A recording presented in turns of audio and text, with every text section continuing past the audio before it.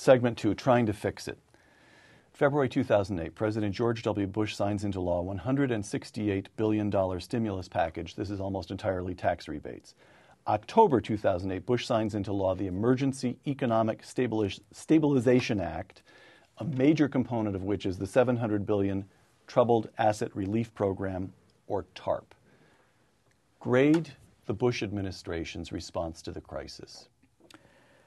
Well, mixed, I would say. I mean, I don't know if I'm a teacher. I usually give A, B, C, and D. It wouldn't get an A, but I wouldn't give them a C either. I would give them somewhere in the B minus. Partly because it caught everybody unaware. So, you know, how to react to it. We weren't prepared in reaction to it, whether it would have been Bush or anybody else in power. I think we weren't prepared. So if the president had called the University of Chicago Department of Economics and said, Dr. Becker, convene your colleagues, let me know in 24 hours what I should do, I'll do it, you wouldn't have been able to tell him. We might have told him some things, but I don't think we would have had it perfect. Let me put it that way. All right. I don't think we would have had it perfect. First of all, it wasn't clear, and I'll say for myself, it wasn't clear to me initially how much the financial difficulties, which eventually became a crisis, would spill over into the real economy. I mean, sometimes there are financial problems and the real economy doesn't suffer so much. And for a while, it looked like that was going to be the situation in the United States. That was uncertain.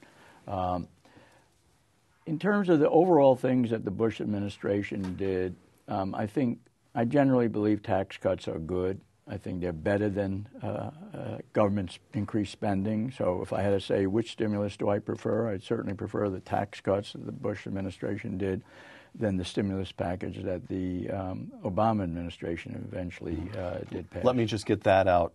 February 2009, President Obama signs into law $787 billion American Recovery and Reinvestment Act, which we all refer to casually as the stimulus bill. That's now up to something like $800 billion. Two intriguing facts about that to me. By August 2009, only about a fifth of that had been spent. As we tape this, only two-thirds has been spent. Okay.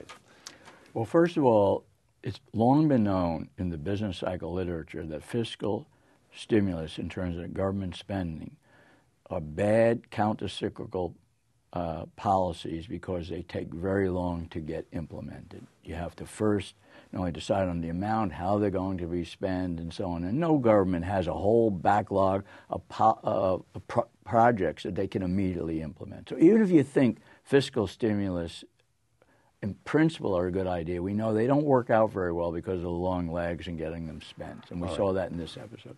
Secondly, the problem with the stimulus package that was passed was that it was directed, it was mainly not so much a stimulus package, well, that's what it was called, but it was an attempt to reorganize parts of the American economy in terms of the sectors that Congress and the President believe were underfunded, not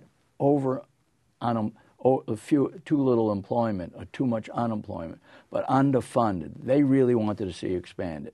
That's true why they supported, the energy programs within that, alternative energy sources.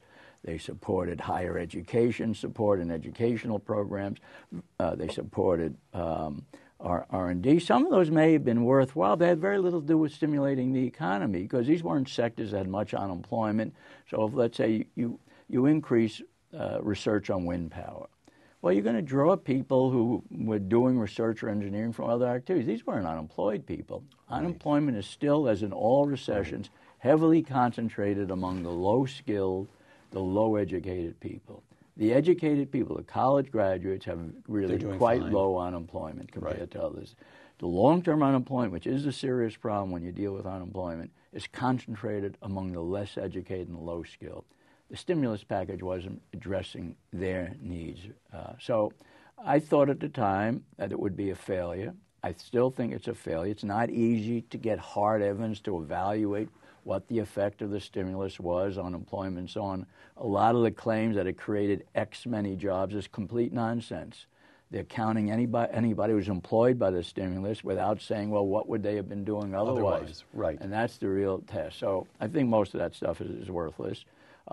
and it'll take a while before we really be able to evaluate. But my own belief has been that it was a failure. It spent a lot of money and didn't do much in terms of creating jobs. Gary, you mentioned that you prefer tax cuts. I do believe that tax cuts are the right way to attack not only a serious recession that we had, but also in what I consider really the primary problem for the U.S. economy. How can we speed up the long-term rate of growth so that, given that we have this debt, given that we have the entitlements coming up, that the economy will grow enough and we can keep spending from growing quite as rapidly, that if we can increase the rate of growth of the long-term rate of growth of the economy by 0.5% per year, I think we can handle most of our debt problems pretty well and yet have a much better economy.